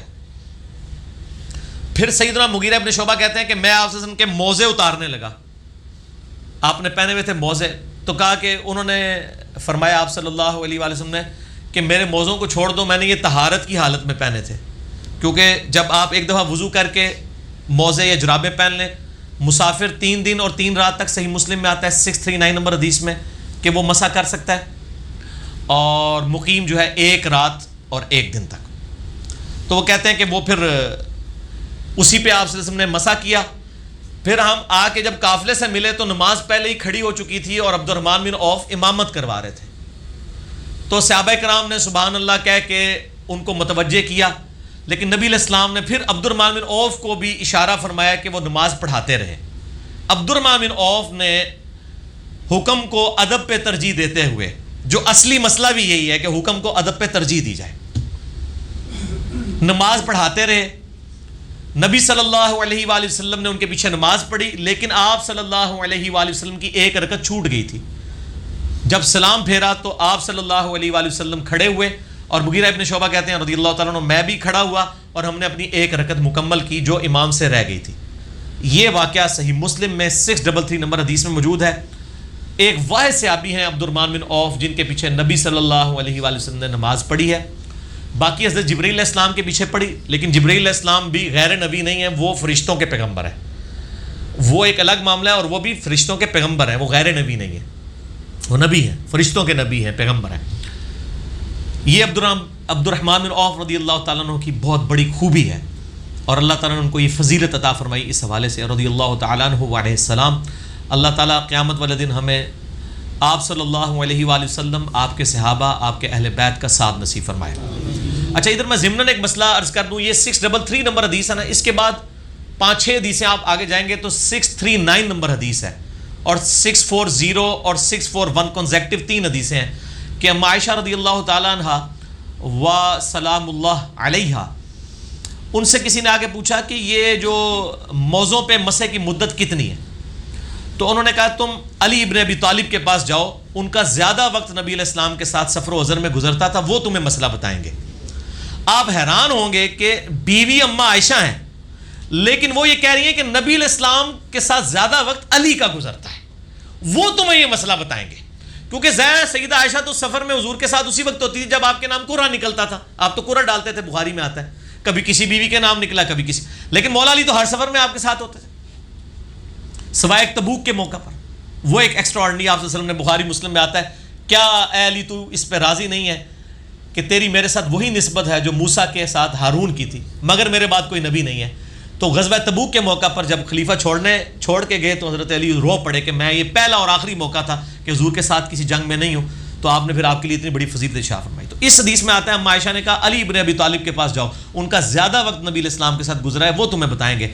تو مولا علی نے پھر کہا علیہ السلام کہ نبی صلی اللہ علیہ وآلہ وسلم نے مقیم کے لیے 1 دن اور 1 رات یعنی 24 گھنٹے اور 5 نمازیں بن گئی، اور مسافر کے لیے 3 دن اور 3 رات تک، ایک دفعہ وضو کرنے کے بعد اگر کوئی پگڑی یا موزہ پہن لیتا ہے، مسافر کے لیے 3 دن اور 3 رات 72 گھنٹے تک، اور مقیم کے لیے 24 گھنٹے تک اجازت مرحمت فرمائی ہے کہ وہ ایک دفعہ وضو کر کے اگر موزہ پہن لے یا جراب پہن لے، دونوں چیزیں ثابت ہیں، تو وہ مسح کر سکتا ہے، اس کو دوبارہ پاؤں دھونے کی ضرورت نہیں، اور پگڑی پہ بھی مسح کر سکتا ہے۔ اور اسی کے تحت میرا بھی یہ اجتہاد ہے کہ جو عورتیں ایک دفعہ وضو کر کے حجاب پہن لیں، اس کے بعد اگلے وضو کے لیے ان کو سر سے حجاب اتارنے کی ضرورت نہیں، وہ اسی کے اوپر مسح کر سکتی ہیں، یعنی نبی علیہ السلام سے یہ چیز اس حوالے سے ثابت ہوگی۔ اگلا سوال ہے، سنن نبی داؤد میں ایک حدیث ہے کہ نبی صلی اللہ علیہ وآلہ وسلم دعا مانگنے کے بعد چہرہ مبارک پر ہاتھ پھیرتے تھے، علماء عرب اسے ضعیف کہتے ہیں، اور چہرے پر ہاتھ پھیرنے کو بدعت بھی کہتے ہیں، اس حوالے سے آپ کا کیا موقف ہے؟ بالکل غلط کہتے ہیں جی علماء عرب، اور یہ جو حدیث ہے نا ابو داؤد میں، یہ تو واقعی ضعیف ہے، جو مرفوع روایت ہے کہ آپ صلی اللہ علیہ وآلہ وسلم دعا کے بعد اپنے چہرے پہ ہاتھ پھیرا کرتے تھے، یہ روایت اصول محدثین پر ضعیف ہے، لیکن ضروری نہیں ہوتا کہ جو روایت ضعیف ہو اس کی کوئی اور صحیح سند موجود نہ ہو، اس کی صحیح سند بھی موجود ہے۔ اس حوالے سے موقوفاً امام بخاری کی ایک کتاب ہے الادب المفرد، آداب کی کتاب, اس میں انٹرنیشنل نمبر کے مطابق 609 نمبر روایت ہے. یہ بھی اکثر لوگ پوچھتے ہیں اس لیے مجھے زبانی یاد ہے کہ عبداللہ بن عمر رضی اللہ تعالیٰ عنہ اور عبداللہ ابن زبیر رضی اللہ تعالیٰ عنہ ورضی اللہ عنہم اجمعین یہ دعا کے بعد چہرے پہ ہاتھ پھیرا کرتے تھے. تو جب دو صحابہ سے ثابت ہو گئی تو ظاہر ہے کہ وہ پھر یہ چیز نبی صلی اللہ علیہ وآلہ وسلم سے بھی انڈائریکٹلی ثابت ہو جائے گی, کیونکہ صحابہ کا عمل جو ہے وہ موقوفاً جب ثابت ہو جاتا ہے اس کے خلاف کوئی بات نہ ملے, لہٰذا اس بات کو آپ بدعت نہیں کہیں گے بلکہ یہ سنت موقوف ہو جائے گی. اور جب سنت موقوف ہے تو وہ مرفوع کے حکم میں ہی داخل ہے, کیونکہ صحابہ کرام جو بھی عمل کیا کرتے تھے وہ نبی صلی اللہ علیہ وآلہ وسلم کی تعلیم فرمانے سے ہی کیا کرتے تھے. ٹھیک ہو گیا جی. اور میں آپ کو اس کے اوپر ایک مزے کی بات بتاؤں کہ مجھے عرب سے ایک دفعہ فون آیا ایک بھائی کا, وہ کہنے لگے کہ جی یہ روایت جو ہے وہ چہرے پہ ہاتھ پھیرنے والی تو ضعیف ہے. میں نے کہا جی ہم نے کبھی اس کو دلیل کے طور پہ بھی نہیں پیش کیا, تو آپ کس طرح کہتے ہیں کہ چہرے پہ ہاتھ پھیرنا بدعت ہے؟ انہوں نے کہا جی ہمارے استاد ہیں عرب کے نا وہ کہتے ہیں. میں نے ان کو کہا الادب المفرد میں امام بخاری صحیح سند سے روایت لے کے آئے. یہ روایت ہم نے جب ان کو بھیجی نا, اور اس کی سند صحیح بخاری کی سند کے اوپر صحیح ہے کہ عبداللہ بن عمر اور عبداللہ ابن زبیر چہرے کے اوپر ہاتھ پھیرا کرتے تھے دعا مانگنے کے بعد. اب آپ اس بندے کی تعصب دیکھیں, اس نے اس حدیث میں ایک راوی کے اوپر جرح کر دی کہ یہ راوی صحیح نہیں ہے, حالانکہ وہ بخاری کا راوی تھا اور اس راوی سے اسی سند کے اوپر بخاری میں حدیثیں موجود تھیں. میں نے اس کو پھر 12 حدیثیں صحیح بخاری سے بھیجی اسی سند پہ جو الادب المفرد کی سند تھی. ہمارے لیے کو مسئلہ مکتبۃ الشاملہ میں ڈالا, وہ 12 سندیں کھل گئیں. اس نے پرنٹ آؤٹ نکال کے علامہ صاحب کے سامنے رکھا, وہ کہنا یہ ایک اور تو بھیج دے. ہاں انجینئر اللہ نے ایک چھوڑا ہوا ہے سب کانٹیننٹ, ٹھیک ہے نا جی, انجینئرنگ کرنے واسطے. ان کا جی وہ انجینئر صاحب کہتے ہیں یہ 12 حدیثیں بخاری کی یہ بھی ضعیف کہو. پھر اب بخاری کو کون ضعیف کہہ سکتا ہے؟ تو وہ خاموش ہو گیا. بات اس نے مانی کوئی نہیں لیکن خاموش ہو گیا. ہمارے لیے اتنی بھی کامیابی ہے, ہم کسی کو اتنا شرمندہ نہیں کرتے کہ وہ بات مانے, کیونکہ جب تک ہماری داڑھی سفید نہیں ہو جاتی اور ہم ان کے بزرگوں پہ ایمان نہیں لے آتے, صرف داڑھی سفید ہونے سے بھی نہیں بات چلے گی. ان کے بزرگوں پہ ایمان نہیں لے آتے اس وقت تک انہوں نے ہماری بات نہیں ماننی. ٹھیک ہے, تو ان کو ہم منوانا بھی نہیں چاہتے کیونکہ یہ تو آٹے میں نمک ہے. ہم ان کی پبلک کو بات بتانا چاہتے ہیں. جو آٹا ہے وہ بات سننے کے لیے بھی تیار ہے, یہ جو نمک ہے نا یہ بات ماننے کے لیے تیار نہیں ہے. تو انشاءاللہ یہ نمک گھل رہا ہے اور گھل جائے گا انشاءاللہ تعالی. تو وہ اس کے بعد وہ خاموش ہو گئے. بال پاکستان میں اہل حدیثوں نے بڑی عقل مندی کی ہے, جو دارالاسلام نے نماز نبوی چھاپی ہے اس میں باقاعدہ کرٹیکلی اس کو یعنی لکھا ہے کہ یہ سنت ہے, چہرے پہ ہاتھ پھیرنا بدعت نہیں ہے, صحابہ کی سنت ہے. اور شیخ زبیر علی زئی صاحب نے مشکات کی دوسری جلد میں کتاب الدعا چیپٹر کے اندر, کتاب الدعوات چیپٹر میں جب یہ حدیث آئی کہ نبی علیہ السلام چہرے پہ ہاتھ پھیرتے تھے دعا کے بعد, تو نیچے لکھا فٹ نوٹ پہ یہ روایت ضعیف ہے, لیکن ساتھ ہی لکھا کہ صحیح سند کے ساتھ عبداللہ بن عمر اور عبداللہ ابن زبیر سے یہ ثابت ہے کہ وہ چہرے پہ ہاتھ پھیرا کرتے تھے, لہٰذا یہ سنت ہے. کیونکہ جب صحابہ سے ثابت ہو جائے گی وہ سنت ہے جب تک کہ کوئی صحابی اس کی مخالفت نہ کر دے. لہٰذا علماء عرب کا یہ موقف باطل ہے کہ نعوذ باللہ یہ بدعت ہے. اگلا سوال ہے, ہمارے امام مسجد صاحب کہتے ہیں کہ موبائل فون پر قرآن پڑھنے سے ثواب نہیں ملے گا کیونکہ یہ قرآن نہیں ہے موبائل ہے. ان کو کیسے سمجھائیں؟ میرے بھائی ان کو انجینئرنگ کر کے سمجھائیں. آپ یہ دیکھ لیں ہمارے امام مسجدوں کا لیول, وہ کہہ رہے ہیں آپ جو موبائل میں قرآن پڑھ رہے ہیں نا وہ قرآن تو آپ نے ہاتھ میں نہیں پکڑا ہوا, وہ موبائل پکڑا ہوا ہے. آپ دیکھیں کہ یہ لوگ تعلیمی اعتبار سے کتنا پیچھے رہ گئے ہمارے علماء. ٹھیک ہے نا جی, اسی موبائل کے اوپر کوئی قرات سنے تو وہ کہ نہیں میں نہیں سنوں گا چونکہ یہ موبائل میں سے قرات آ رہی ہے امام کی, میں نے نہیں سننی کیونکہ امام تو خود ہے ہی نہیں ہے. اے فقید ہو انہوں نے اللہ. ٹھیک ہے نا جی, ٹھیک ہے. اور دوسری طرف سپیکر جس کو انہوں نے شروع میں حرام کہا وہ حلال ہو گیا, یہ بھی انشاءاللہ حلال ہو جائے گا. یہ تو خیر مطلب کوئی بہت ہی جاہل امام ہے جس نے یہ بات کی ہے کہ موبائل فون پہ قرآن پڑھنے کا سوال. ان کو بتائیں, آپ علمی جواب دیں کہ صحابہ کے زمانے میں جو مصحف ہے نا, یہ مصحف قرآن ریٹن فارم میں, یہ کسی صحابی کے پاس نہیں تھا. یہ چند ایک نسخے تھے جو آپ علیہ السلام نے لکھوائے تھے, سینکڑوں میں بھی نہیں تھے, درجنوں میں بھی نہیں تھے, 1 درجن سے کم نسخے تھے. تو صحابہ کرام قرآن پڑھا کرتے تھے زبانی. تو زبانی قرآن پڑھنے والوں کو اگر ثواب مل رہا ہے تو موبائل پہ پڑھنے والے کو کیوں نہیں ملے گا؟ تو 2 کام کر رہا ہے. کہ زبانی بھی پڑھ رہا ہے اور حروف بھی دیکھ رہا ہے. باقی جو آپ نے تیسرا ثواب نکالنا ہے کہ جی وہ قرآن چونکہ جب تک مصحف ہاتھ میں پکڑا ہوگا, یہ پکڑنے کا ثواب الگ سے ہے, یہ تیسرا ثواب ہے. اس کو پکڑ کے رکھیں, یہ ایک ثواب ہے. اس کے الفاظ کو دیکھیں, یہ دوسرا ثواب ہے, اور پڑھنا تیسرا ہے. تو دو ثواب تو مل رہے ہیں ان کو جو موبائل پہ پڑھ رہے ہیں. صحابہ کو تو ایک ثواب ملتا تھا, وہ زبانی پڑھتے تھے. موبائل پہ پڑھنے والے کو دو ثواب مل رہے ہیں, وہ دیکھ رہے ہیں الفاظ اور پڑھ بھی رہے. پکڑنے والا آپ کی نظر میں نہیں ہے نا, چلے ہم وہ مان لیتے ہیں آپ کو خوش کرنے کے لیے, لیکن پھر بھی صحابہ سے زیادہ ثواب مل رہا ہے عام بندے کو, کیونکہ الفاظ دیکھ بھی رہے اور پڑھ بھی رہے. اے پھکی جے انجینئرنگ کریں گے تواڈے نال, اللہ دے فضل نال ایسی انجینئرنگ ہوئے گی کہ بھول جاؤ گے سب کچھ. تو آج کے دور میں جو موبائل سے دیکھ کے پڑھ رہا ہے اس کو صحابہ کرام جو زبانی پڑھتے تھے اس سے زیادہ ثواب ہے, اگر ان کا وہ لیول اور نیت بھی اس لیول کی ہو. وہ ایک علیحدہ سے بات ہے, اس میں نہیں ہم پڑھ رہے. میں اوور آل گنتی کی بات کر رہا ہوں کہ ایک بندہ دیکھ رہا ہے اور ساتھ پڑھ بھی رہا ہے, یہ ڈبل ثواب ہے. اور ایک بندہ صرف زبانی پڑھ, صحابہ تو زبانی پڑھتے تھے. جامعہ ترمذی میں حدیث ہے مولا علی علیہ السلام سے کہ نبی صلی اللہ علیہ وآلہ وسلم کو حالت جنابت کے علاوہ کوئی اور حالت قرآن پڑھنے سے مانے نہیں ہوتی تھی. صحیح مسلم میں حدیث ہے, عائشہ کہتی ہے میں حیض سے ہوتی تھی اور نبی صلی اللہ علیہ وآلہ وسلم میری گود میں سر مبارک رکھ کے قرآن پڑھتے تھے. سر اے تو وہ جواب لگ گیا جی, آپ کی بیوی حیض کی حالت میں ہو اور آپ اس کی گود میں رکھ کے قرآن پڑھیں, تسی تے کہنا ہے قرآن کی گستاخی ہے. اور نبی علیہ السلام کرتے ہی تھے, صحیح مسلم میں حدیث ہے. سر ہمارے پاس ایسے جواب ہیں, ایسی ایسی انجینئرنگ ہے کہ سارے انجینئر اور مولوی فیل ہیں, اس لیے کہ انہوں نے جزوی دین لیا ہے, انہوں نے کبھی سوچا نہیں, انہوں نے اپنی عقل استعمال نہیں کی. اور حقیقت بات ہے, جب میرے بھائی آپ اسکول سے بھاگے ہوئے لوگوں کو علم دین کی لائن میں ڈالیں گے تو دین کے امام بھی پھر لوڑے لنگڑے لوگ ہی پیدا ہوں گے نا. انٹلیکچوئلس لوگ کیا آئے دین کے اندر, اس میں ہمارا بھی قصور ہے. کیا ہم نے انٹلیکچوئلس کو دین کی فیلڈ میں ڈالا کہ آج ہمارے امام وہ لوگ بنے جو دینی اور دنیاوی دونوں علم رکھتے ہوں.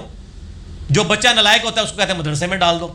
تو سر پھر جب دین مدرسے میں اس طرح کے لوگ ڈالیں گے تو انہوں نے لائق تو کون نہیں ہو جانا, انہوں نے بعد میں پھر وہی نالائکیاں کرنی اور آپ کو اپنی مرضی کا دین سکھانا ہے. اما عائشہ کہتی ہے میں حیض کی حالت میں اور نبی علیہ السلام میری گود میں سر مبارک رکھ کے قرآن پڑھتے تھے, زبان ہی پڑھا کرتے تھے. قرآن پڑھنے کے لیے وضو بھی شرط نہیں ہے, ہاں جنبی نہ ہو, وضو کوئی شرط نہیں ہے.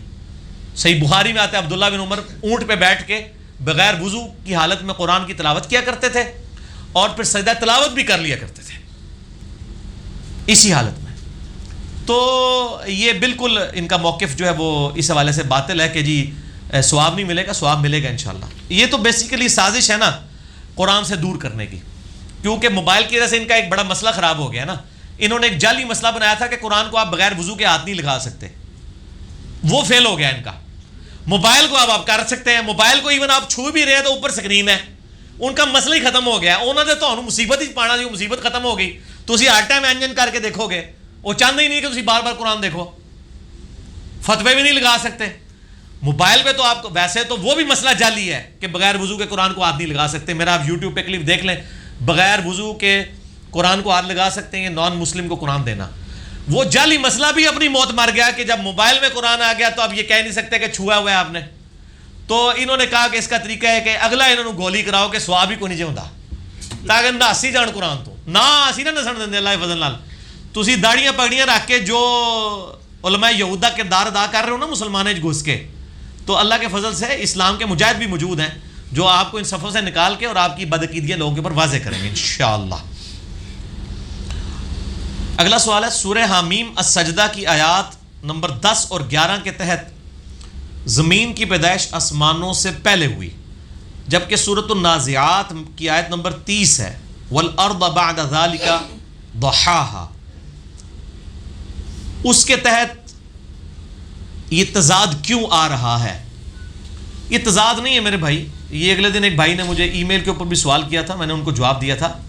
سورہ حامیم السجدہ میں اللہ تعالیٰ نے یہ فرمایا کہ ہم نے آیت نمبر 10 اور 11 میں جو پچھلے درس میں ہماری گزر چکی ہیں کہ ہم نے زمین و آسمان کی پیدائش کا وہ جو 6 دن کا قرآن پاک میں جگہ جگہ آتا ہے نا, ہم نے زمین و آسمان کو فی ستۃ ایام 6 دنوں میں پیدا کیا. اس کا بریک اپ سورہ حامیم السجدہ سورہ فصیلت میں آیت نمبر 10 اور 11 میں آیا کہ 2 دن کے اندر ہم نے زمین پیدا کی, اگلے 2 دن کے اندر زمین میں اسباب رکھے, یہ 4 دن ہوئے, اور اس کے بعد اگلے 2 دن کے اندر ہم نے 7 آسمان بنائے. جبکہ سورۃ النازعات کی آیت نمبر 30 میں آیا کہ ہم نے زمین کو اس کے بعد رہنے کے قابل بنایا. زمین کی پیدائش کا ذکر نہیں ہے یہاں پہ, پیدا پہلے ہی ہو چکی تھی.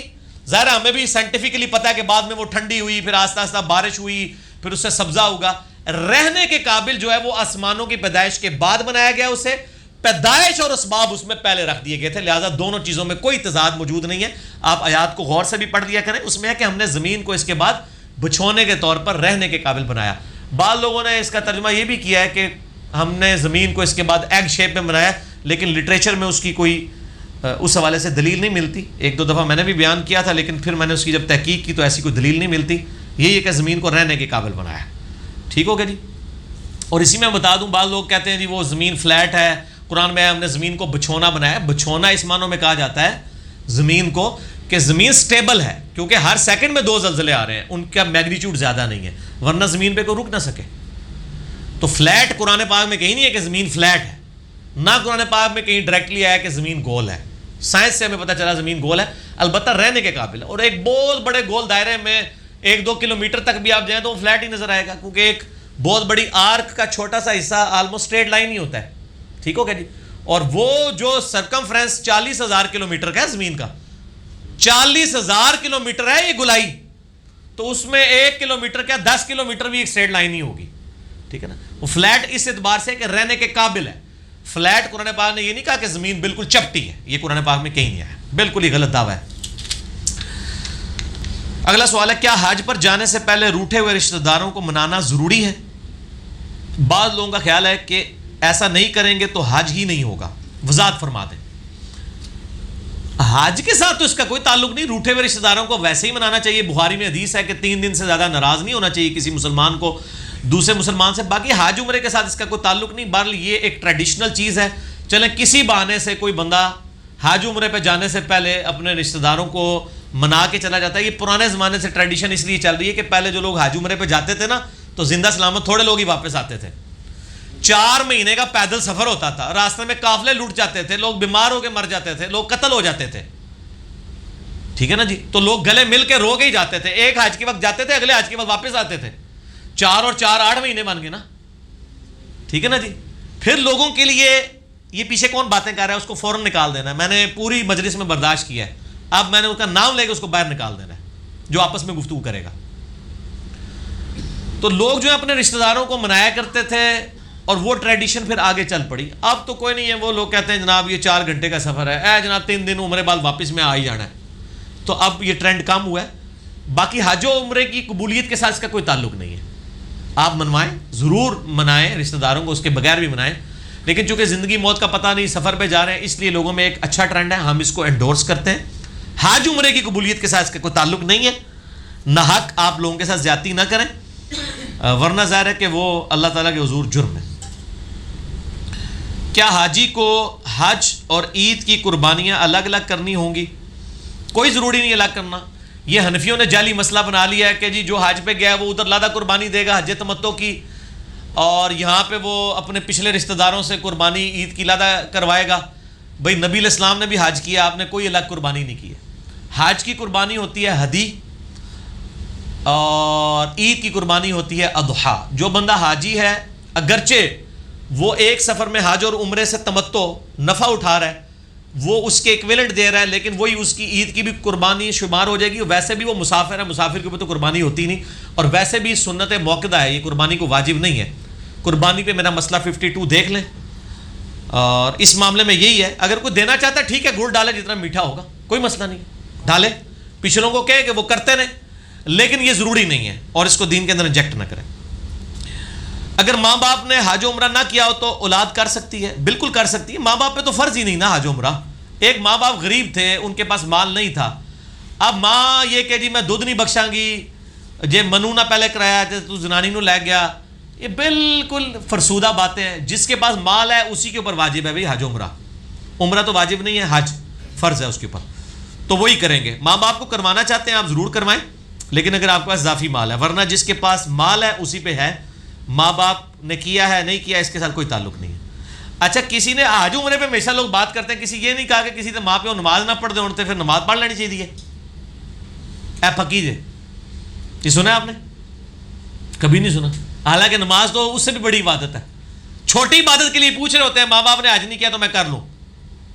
نماز کے لیے نہیں پوچھ رہے ہوتے کیونکہ پتہ یار وہ تو فرض ہے, وہ تو کرنی ہے. ٹھیک ہو گیا جی. حج اور عمرے پر آپ کے کون سے لیکچر ہیں, ان کے نمبر بتا دیں. مسئلہ نمبر 54A اور B حج اور عمرے پہ ہے, اور 54C اور D اس کا تیسرا اور چوتھا پارٹ قبر رسول کی حاضری پہ ہے صلی اللہ علیہ وآلہ وسلم.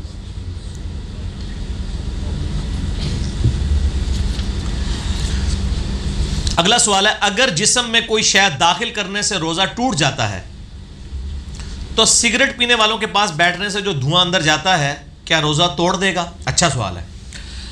بات یہ کہ سگریٹ پینے والے لوگوں کے پاس آپ بیٹھے کیوں ہوئے ہیں جو روزے کی حالت میں بھی سگریٹ پی رہے ہیں؟ اس کا جواب یہ بھی ہو سکتا ہے کہ میرا نفلی روزہ ہے شوال کا, رمضان کا مہینہ نہیں ہے. یہ بھی جواب دے سکتے ہیں نا کوئی. تو چاہے رمضان کا مہینہ ہے یا غیر رمضان کا, سگریٹ والوں کی صحبت سے تو ویسے ہی بچنا چاہیے, کیونکہ آپ کے ساتھ وہ نقصان کر رہے ہیں, بہت بڑے لیول کا نقصان کر رہے ہیں آپ کا, اور وہ جو دھواں چھوڑ رہے ہیں وہ آپ کی صحت کے لیے مضر ہے. ان کو بھی سمجھائیں اور اس چیز سے روکیں. میرا ایک کلپ بھی ہے سگریٹ کے اوپر, آپ وہ دکھا دیں. روزہ بہرحال نہیں ٹوٹے گا, اس لیے کہ جو چیز آپ جان بوجھ کر انہیل کرتے ہیں نا خود سے انٹینشن کے ساتھ, وہی جسم میں داخل کرنا ہے. باقی تو فضا کے اندر تو دھواں بھی ہے, پیٹرول کا بھی, ڈیزل کا بھی, آگ بھی جل رہی ہوگی کہیں سے آپ گزریں گے. اس طرح کی چیزیں جو ہیں ان کے اوپر لا یکلف اللہ نفسا الا وسعها. وہ صحیح بخاری میں بھی امام بخاری نے تعلیقاً کئی باتیں لکھی ہیں کہ اگر کسی کے منہ کے اندر مکھی چلی جاتی ہے, اب ظاہر ہے اس کے اوپر کنٹرول نہیں ہے, وہ حلق سے نیچے اتر گئی, روزہ نہیں توڑے گی. اس طرح کی کئی اور چیزیں ہیں جن کے اوپر گرفت نہیں ہے, تو یہ بھی اسی کے اندر داخل ہے, کیونکہ آپ خود سے داخل نہیں کر رہے. جو سگریٹ پیتا ہے وہ تو ظاہر ہے کہ اس کا روزہ ٹوٹ جائے گا. آپ درود شریف میں بعض اوقات سیدنا و مولانا کے الفاظ بھی استعمال کرتے ہیں. سیدنا بھی لفظ ٹھیک ہے, سیدنا بھی لفظ ٹھیک ہے. دال پہ پیش بھی ہو سکتی, دال کے نیچے زیر بھی, یا کے نیچے دونوں زیر ہی پڑھنی. کیا یہ کسی سیدی سے ثابت ہے؟ پہلے تو اس کو سمجھ لیں, سیدنا لفظ ہے, یہ سید کہتے ہیں غلام کو. ہم نبی صلی اللہ علیہ وآلہ وسلم کے سید ہیں اور آپ ہمارے سید ہیں. مرشد کہتے ہیں جس کو ہدایت دی جائے. ہم آپ صلی اللہ علیہ وآلہ وسلم کے مرشد ہیں اور آپ صلی اللہ علیہ وآلہ وسلم ہمارے مرشد ہیں. زبر اور زیر سے کتنا فرق ہے.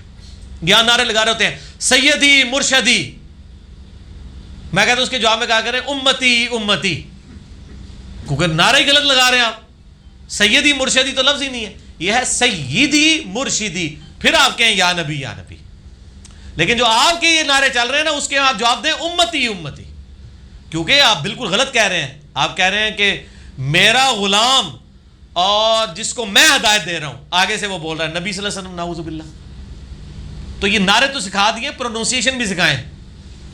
لبیک یا رسول اللہ, اور لبیک یا رسول اللہ نہیں ہے, لبیک کا یا رسول اللہ ہے لفظ. پروننسیشن تو صحیح ہونی چاہیے, ورنہ تو الفاظ کہاں سے کہاں, ایک نقطے سے محرم مجرم بن جائے گا. اور عربی میں تو یہ بہت معاملہ ہوتا ہے. تو سیدنا و مولانا کے الفاظ کوئی حدیث شریف میں تو مجھے نہیں ملے, لیکن اس کے اوپر اجماع امت ہے. ان الفاظ کو پوری امت نے عملی تواتر سے ٹرانسفر کیا ہے, اور اس عقیدے کو بھی. صحیح بخاری میں ایک حدیث ہے کہ سیدنا عمر کہا کرتے تھے کہ حضرت ابوبکر ہمارے سید ہیں کہ انہوں نے ہمارے سید بلال کو آزاد کروایا. حضرت عمر ایک غلام کو بھی اپنا سید کہا کرتے تھے, حضرت بلال کو. تو حضرت بلال بھی سید ہیں ہمارے. مولا کہتے ہیں دلی محبوب, وہ تو قرآن میں ہے ان اللہ ہوا مولا ہوا جبریل و صالح المؤمنین. نبی علیہ السلام کے مولا ہیں اللہ, جبریل اور فرشتے اور ایمان والے, وہ ان کے مولا ہیں, یہ ان کے مولا ہیں, دلی محبوب ہیں. پھر حدیث متواتر من کنت مولا فہذا علی مولا, جس کا مولا میں اس کا مولا علی. تو جامعہ ترمذی میں, مسند احمد میں, سنن نسائی الکبریٰ میں یہ حدیث موجود ہے.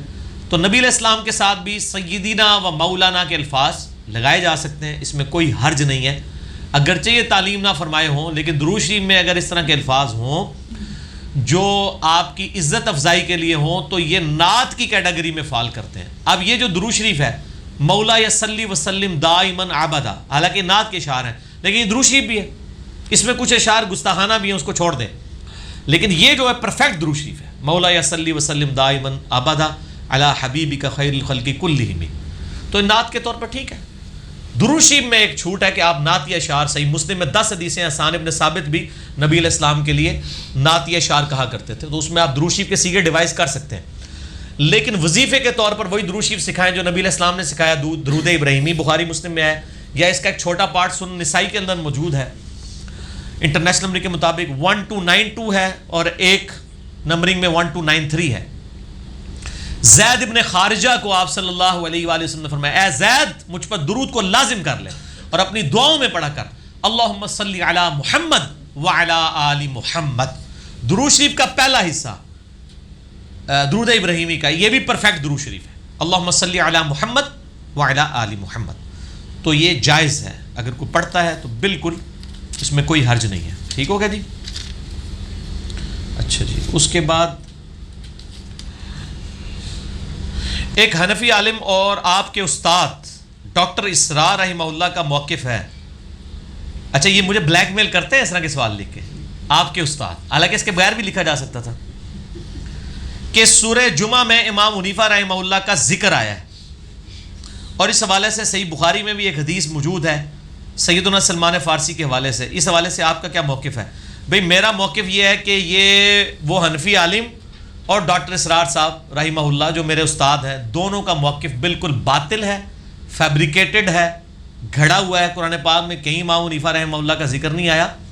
یہ جس آیت سے ڈیڈکٹ کرتے ہیں نا، وہ سورۃ الجمعہ کی آیت ہے، جس کے کانٹیکسٹ میں یہ حدیث بخاری نہیں مسلم میں بھی موجود ہے، صحیح بخاری مسلم دونوں کے اندر موجود ہے.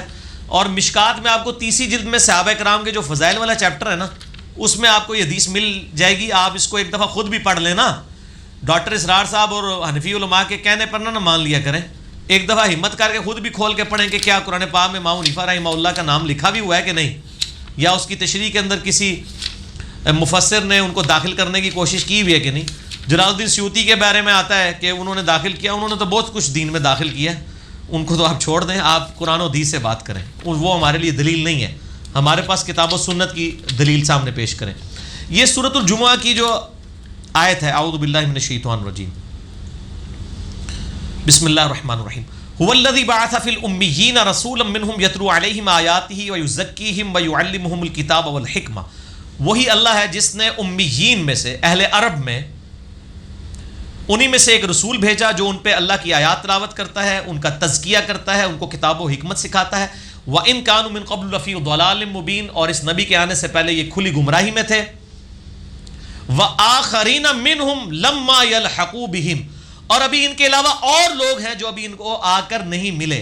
وَهُوَ الْعَزِيزُ الْحَكِيمُ، اور وہی غالب ہے، حکمت والا ہے. یہ جو پورشن ہے نا کہ صحابہ کو ابھی کچھ لوگ آ کر ملیں گے، یعنی تابعین جو بعد میں اسلام لے کر آئیں گے، اس کے کانٹیکسٹ میں بخاری اور مسلم دونوں میں حدیث ہے کہ حضرت سلمان فارسی رضی اللہ تعالیٰ عنہ علیہ السلام بیٹھے ہوئے تھے، اور حضرت ابو ہریرہ کہتے ہیں کہ نبی علیہ السلام نے فرمایا اس آیت کو تلاوت کر کے کہ ابھی کچھ اور لوگ ہیں جو صحابہ کے ساتھ آ کے ملیں گے. وہ صحابہ بھی ہو سکتے ہیں جو ابھی صحابی نہیں بنے، اور تابعین بھی ہو سکتے ہیں. حضرت سلمان فارسی کے کندھے پہ آپ صلی اللہ علیہ وسلم نے ہاتھ رکھا اور فرمایا دین اگر ثریا ستارے کی چوٹی پر بھی ہوتا تو فارس کے لوگ وہاں سے بھی اسے حاصل کر لیتے. یہ حضرت سلمان فارسی کی تعریف کی تھی کہ کہاں سے سلمان فارسی پرشین امپائر سے اٹھے، فارس ایران کا پرانا نام ہے فارس، فارس سے اٹھے، اور پہلے وہ آتش پرست تھے، پھر یہودی ہوئے، پھر عیسائی ہوئے، پھر نبی علیہ السلام کا ذکر خیر سنا تو آ کے مسلمان ہو گئے. ٹھیک ہے جی، اسلام قبول کر لیا. تو نبی علیہ السلام نے ان کی تعریف کی کہ اگر دین ثریا ستارے کی چوٹی پہ بھی ہوتا نا تو یہ اہل فارس اتنے سمجھدار ہیں، یہ دین تک پہنچ ہی جاتے جس طرح کہ سلمان فارسی پہنچ گیا. یہ آپ کے بابوں کے بارے میں دی بات آپ نے گھسیٹ کے داخل کر لی کیونکہ آپ کو اجتہاد کا بہت شوق ہے نا. پہلے تو لوگوں کو بتائیں سلمان فارسی کی تعریف کی تھی، اور اس میں آپ کے لیے بھی جواب ہے. منو لوگ کہتے ہیں اے جناب پہلے بریلوی سی، پھر دیوبندی ہویا، پھر اہل حدیث ہویا، پھر فلانا ہویا، ان کا قادیانی ہو جائے گا. تو میں آپ سے بھی کہتا ہوں سلمان فارسی پہلے آتش پرست تھے، پھر یہودی ہوئے، پھر عیسائی ہوئے، پھر مسلمان ہوئے، اور اگر آپ کے زمانے میں ہوتے آپ کہتے ہیں انہوں نے قادیانی ہو جانا ہے. تو سلمان فارسی قادیانی نہیں ہوا تو انجینئر صاحب بھی نہیں ہوتے. بے فکر ہو اپنے بابے کو کہو کہ انجینئرنگ ادھر بھی کرتی ہے. یہ جملے بھی فیل ہو گئے نے تواڈے. سلمان فارسی نے بھی 4 مذہب بدلے نے تو مسلمان ہی مریا ہے. اللہ دے فضل اسی بھی انشاءاللہ تعالی مسلمان ہی مریں گے. پکی نال ٹھیک ہے. کوئی رمضان تازہ ختم ہوا ہے نا, پکیاں تھوڑی جی کٹھیاں ہوئی ہیں نا, نال دینیاں نے. یہ مسئلہ بھی نکل رہا ہے جناب. اچھا دوسرا, امام حنیفہ رحمہ اللہ تو فارس کے رہنے والے ہی نہیں تھے, یہ جھوٹ ہے. وہ افغانی تھے, پٹھان تھے. یہ بالکل جھوٹ بولا ہے. ان سے پوچھیں جو ڈیفینیٹلی ایران کے رہنے والے لوگ ہیں, ہم ان کو بتاتے ہیں میرے بھائی, وہ اپنا کتابیں چھوڑ کے, یہ امام مسلم, صحیح مسلم ان کی موجود ہے. امام مسلم کا پورا نام کیا ہے؟ امام ابو الحسین مسلم بن حجاج القشیری المتوفا 261 ہجری. قشیریہ آج بھی ایران کا شہر ہے, آپ گوگل پہ سرچ کریں. اور جس کے نام کے ساتھ قشیری آ رہا ہے اس پہ تو تم لوگوں کو شرم نہیں آتی ہے یہ فضیلت لگاتے ہوئے کہ اگر سلمان فارسی پہ یہ فضیلت لگنی تھی تو میرے نزدیک اگر اس کے بعد کسی بندے کے اوپر فضیلت لگانی ہے نا اہل فارس میں سے, تو وہ امام مسلم ہے جو قشیریہ کے رہنے والے تھے. آج بھی قشیر, اور ان کی کتاب بھی ہمارے سامنے موجود ہے. جن اماموں کے آپ نام لے رہے ہیں ان کی تو کوئی کتابیں بھی حدیث کی موجود نہیں ہے کہ آپ نے ان کو اتنا بڑا درجہ دے دیا. اگر آپ نے انجیکٹ کرنا ہی ہے تو امام مسلم کا نام لیا کریں کہ یہ ہے جن کے بارے میں آیا ہے, ویسے تو نہیں. اور میں آپ کو ایک شغل کی بات بتاؤں, 7-8 سال پہلے ہماری اس اکیڈمی میں قادیانی آئے اور انہوں نے یہ حدیث غلام احمد قادیانی کے اوپر لگا دی. آپ حیران ہوں گے. ان کا جی غلام احمد قادیانی بھی پیچھے سے فارس کے رہنے والے تھے اور ان کا ذکر قرآن میں بھی ہے اور بخاری میں بھی. میں کہ ہاں سبحان اللہ. ساڈے حنفی پرا کہندے نے امام حنیفہ دا ذکر ہے اور ساڈے انسانی رشتے چ پرا, مذہبی رشتے چ نہیں, قادیانی وہ کہندے نے کہ یہ غلام احمد قادیانی صاحب دے بارے چ ہے. تے میرے بھائی دوئے جڑے نے دوئے دے دعوے جھوٹے نے. اگر کسی کے بارے میں ہے تو سلمان فارسی کے بارے میں ہے تعویل خاص کے اعتبار سے, اور تعویل عام کے اعتبار سے امام مسلم کے بارے میں آپ کہہ سکتے ہیں جو واقعی وہاں کے تھے. امام حنیفہ رحمہ اللہ پٹھان تھے, اور پٹھان ہونا بھی کوئی عیب نہیں ہے, مطلب نعوذ باللہ افغانستان کے رہنے والے تھے. امام ابو داؤد اور امام ترمذی یہ دونوں افغانستان کے ہیں. ترمذ آج بھی افغانستان کا شہر ہے, لیکن فارس کے اوپر آپ نے لگانا ہے تو امام مسلم کے اوپر لگتا ہے. لہٰذا یہ میں نے جواب دے دیا. ابھی اذانیں شروع ہو گئی ہیں عصر کی, نماز عصر کا وقفہ کرتے ہیں, باقی سوالات انشاءاللہ اس کے بعد ہوں گے. ٹھیک ہے جی, ہاں جی, نماز عصر کے وقفے کے بعد اگلے سوالات کی طرف آتے ہیں. نماز میں رکوع سے اٹھتے ہوئے ربنا لک الحمد پڑھنا چاہیے یا ربنا ولک الحمد؟ یہ میرے بھائیوں نماز محمدی صلی اللہ علیہ وآلہ وسلم پہ میرا پورا ریسرچ پیپر ہے, ریسرچ پیپر نمبر 8. آپ یوٹیوب پہ لیکچر بھی دیکھ سکتے ہیں, 70A اور B مسئلہ. اس میں پریکٹیکل بھی میں نے کر کے دکھایا جو لاکھوں لوگوں نے دیکھا ہے. صحیح بخاری اور مسلم میں تینوں الفاظ موجود ہیں. ربنا لک الحمد بھی ہے, ربنا ولک الحمد بھی ہے, اور اللہم ربنا ولک الحمد بھی ہے. یہ تینوں سنت ہیں, تینوں نبی صلی اللہ علیہ وآلہ وسلم سے ثابت ہیں. ایٹ لیسٹ ربنا لک الحمد ہے, تو ان تینوں میں سے کوئی بھی آپ پڑھ سکتے ہیں. اس کے بعد بھی ہے, وہ آپ جتنا گڑ ڈالیں گے اتنا میٹھا ہے.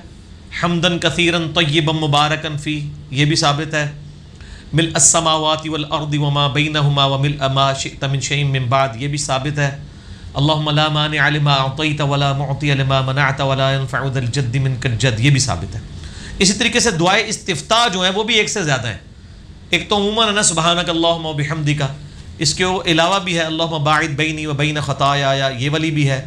ایک اور بھی ہے اللہ اکبر کبیرہ والحمد للہ کثیرہ وسبحان اللہ بکرۃ و اصیلا, یہ بھی ثابت ہے. اور دعائیں بھی ثابت ہیں, وہ آپ کوئی بھی کر سکتے ہیں, ساری بھی پڑھ سکتے ہیں, کوئی ایک بھی پڑھ سکتے ہیں.